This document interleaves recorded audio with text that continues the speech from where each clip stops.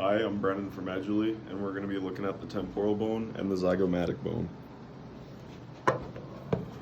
So this area right here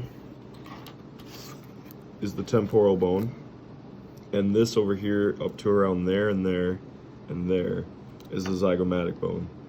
And a couple of landmarks of the temporal bone are the zygomatic arch here, and there would be a suture right here on a real skull, and up to there would be the zygomatic process of the temporal bone, and on the other side of the suture is the zygomatic bone, and the little bit coming off of it would be the temporal process of the zygomatic bone.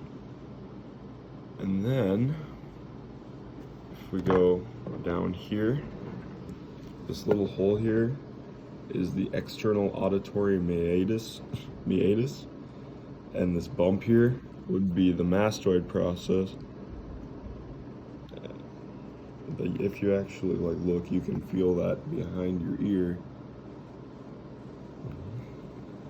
There would be a joint here on a real skull, which would be called the temporomandibular joint, and that's where the mandible would connect to the temporal bone. And we're going to take the jaw out here.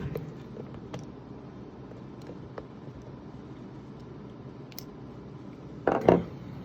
So right there is the mandibular fossa, and that's where the mandible fits into. This little spike here is the styloid process.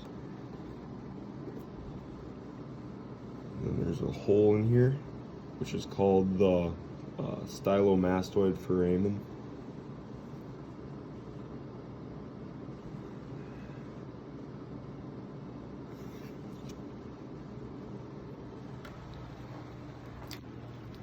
Temporal and zygomatic bone.